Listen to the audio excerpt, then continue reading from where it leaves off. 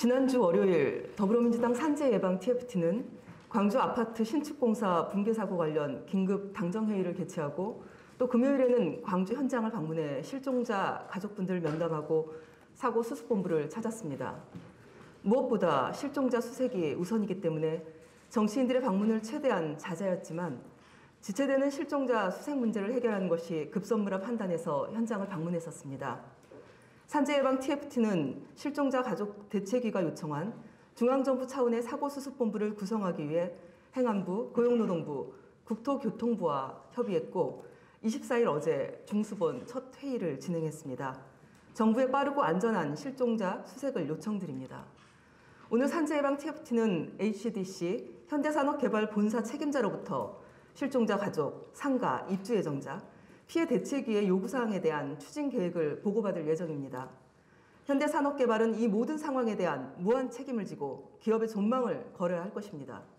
더 나아가 정부는 이번 사고에 대한 진상규명은 물론 해마다 발생하는 건설 관련 붕괴 사고에 대해서 구조적인 원인을 제대로 조사하고 대책을 마련해야 합니다.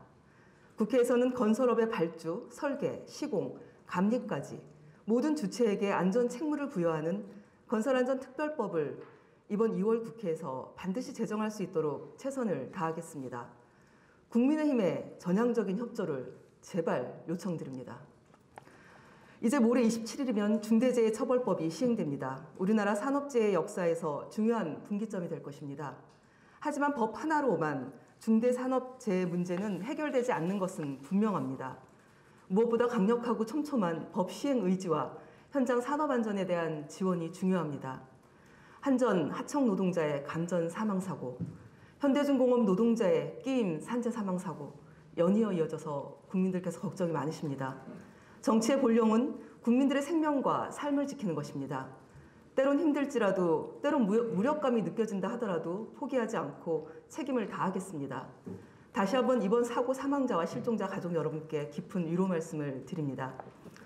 한 가지 더 말씀드리겠습니다. 오미크론 변이 바이러스 확산으로 여행, 관광, 항공, 호텔, 숙박 등 대면 서비스업 노동자들은 여전히 최악의 고용 불안에서 벗어나지 못하고 있습니다. 그동안 노동자들은 고용유지 지원금을 받아서 근근히 버텨왔는데 이제는 그 신락 같은 희망의 끈이 끊어질 처지에 놓여 있습니다. 하지만 정부의 2022년 1차 추경에는 소상공인 지원책은 있지만 고용 불안에 놓여 있는 노동자에 대한 지원은 반영되어 있지 않습니다. 누구 하나 소외되지 않도록 정부의 촘촘한 코로나19 고용 생계 지원이 되어야 할 것입니다. 이를 위해 여행업, 관광운송업, 항공기 취급업 등 대면 서비스 노동자들에 대한 고용유지 지원금 연장이 필요합니다. 법인 택시에 대한 소득 안정 지원, 특수고용직 프리랜서 등에 대한 생계 지원, 기업의 고용창출 장려금도 필요합니다. 이에 대한 추가 수요를 적극 반영하여 국회 차원에서 증액해야 합니다. 아울러 3년 이상 고용유지 지원금 지원을 제한하고 있는 현행 고용보험법 시행령 제19조 2항도 감염병 팬데믹 상황에 맞는 개정을 추진해야 합니다. 오미크론이 코로나19의 마지막 파고가 되기를 간절히 기원합니다. 소상공인, 자영업자, 노동자들이 이 파고를 함께 넘을 수 있도록 든든한 국가의 역할이 필요합니다. 마지막으로 한 말씀 더 드리겠습니다. 간호법 제정, 이제 국회가 매듭 지을 때입니다. 우리나라 보건의료의 기본법이라고 할 수 있는 의료법은 1951년 국민의료법 제정 이후 큰 틀의 변화 없이 70여 년을 이어왔습니다. 하지만 이제 달라졌습니다.